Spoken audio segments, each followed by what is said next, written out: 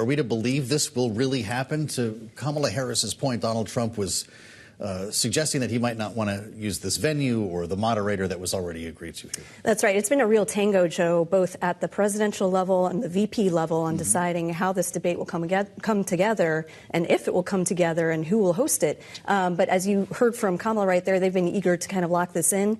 I'm just thinking back today to a few weeks ago before the Biden dropout when she was angling for the VP debate. And she was pressuring the Vance team and others to kind of lock in that date. And their response, kind of snide but clever, was, well, we'll let you know when we decide, when we hear who your VP is, because they were already kind of pushing this line that Biden will eventually drop out and Kamala will be the nominee, which in fact here we are, but it kind of takes both of them by, a little bit of surprise, and they both have to kind of make these pivots. So that is among the things up in the air. I understand the Trump campaign is pushing for a Fox-hosted debate. We'll see if those terms are agreed upon or if they can find some middle ground there. Of course, when the visit by Israeli Prime Minister Benjamin Netanyahu to the U.S. was scheduled, we too thought he would be meeting with someone who was still leading the Democratic ticket in President Biden. Instead, he's meeting separately with the vice president after meeting with Biden earlier today. What do we know about what came out of that meeting? Knowing Joe Biden in his speech last night said one of the things he wants to accomplish with his remaining time in office is a ceasefire in Gaza. Well, we don't know much with 100% certainty because they don't want to, per usual, read out the specifics, especially of the ceasefire deal. They've been very kind of more in general terms about what's agreed upon, what they're trying to get Israel to kind of step over the line and say, yes, the ceasefire framework works. But the details are not being revealed. We heard from the families of hostages who met with both Netanyahu and Biden also after that Oval Office meeting, saying, we heard some things that we can't relate to you on the details. However, we share the optimism that we're closer than we have been before. So we don't know much about the substance there. But what we do know is that Biden continues to kind of emphasize, I've had this long history of pro-Israel stance. I've known Netanyahu for, some 40 years or decades. I've been involved with every prime minister back to Golda Meir. So you hear that kind of language, even as he's now dropped out, and his successor doesn't have that sort of experience and has a bit of a different angle on pressuring the Israeli government on this issue. So if there's any daylight on foreign policy between Biden and Harris, there is some on this issue. So it's a very complicated day because, she's presidential nominee likely for her party, but she's also still the vice president. So there's 3 different meetings going on here that could, just yield very different results. Yep. Mar-a-Lago tomorrow with Donald Trump. Bloomberg's Michelle Jamrisko, thank you so much. Now, today, former House Speaker Nancy Pelosi and other House Democrats said Vice President Kamala Harris can win against Trump in November. It's all over, what's your name?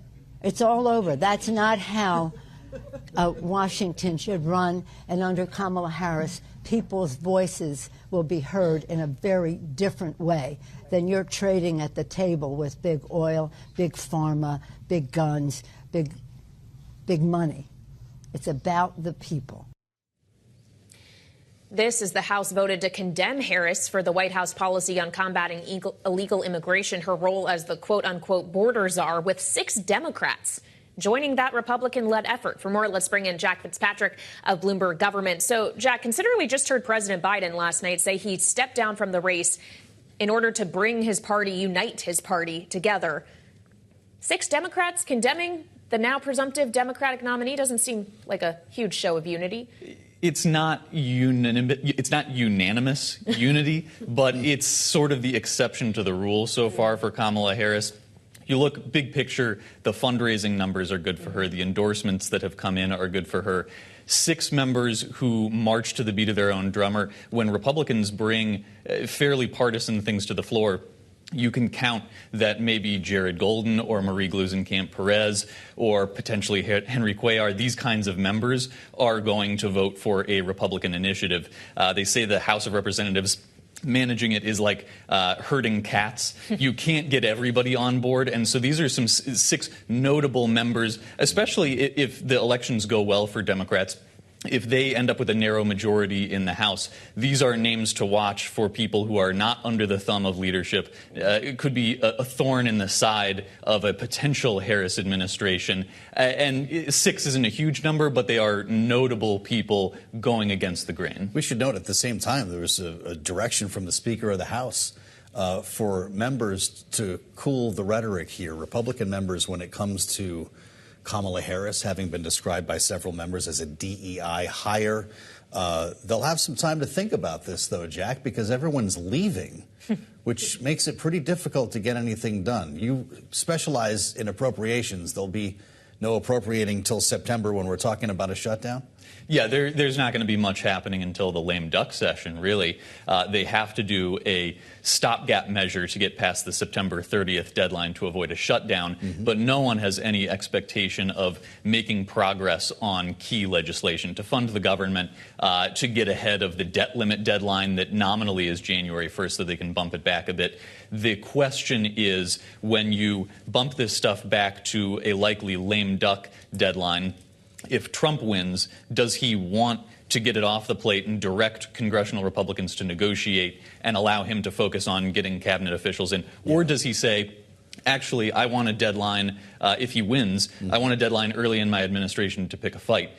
Republicans have said it's up to him if he wins to decide the timing of a shutdown and debt limit showdown, whether he says, get it done before I'm in the lame duck, or give me the fight. And that's going to be an interesting decision for him to make that Republicans have said they'll go along with. Think of how much we have to look forward to. Jack Fitzpatrick from Bloomberg Government, thank you so much for the insights. Elsewhere today, another important story, U.S. economic growth accelerating by more than forecast in the second quarter. GDP day today.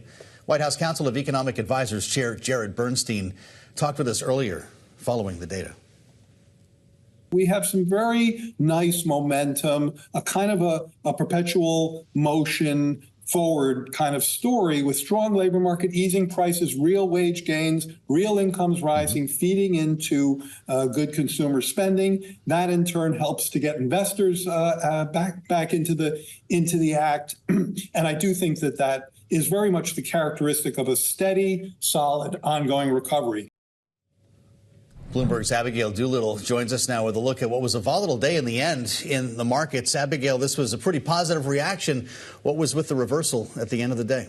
Lots of volatility on the day, Joe, and it's interesting because there was positive information there. Initially, stocks were down, then they were higher, and then ultimately closed lower. On the day, the S&P 500 down about 0.5%, the tech-heavy Nasdaq down more. So all of this means that over the last 5 days, we have this S&P 500 down nearly 3%, down 2.6%. But I'd really like to hone in on the VIX, because while there's a lot of rhetoric that the reason we've got this volatility is big tech too far, too fast, yes, that is a piece of it. I would argue that it continues to be uncertainty around election 2024. We certainly don't know who is going to be in the White House in 2025 or who is going to win in November. And we still have the Democratic National Convention ahead in Chicago. When we break it down on the day, though, it's interesting. It does appear that the Trump trade is returning. RTX, the defense company, up in a big way, the best day since 2020. They put up a great quarter. The outlook was good. But we can certainly put that in the bucket of stocks that would be associated with Donald Trump. In addition, DJT higher. On the other hand, tech lower. That's the Vance trade. He's a little bit anti-big tech. So we have that tech slide.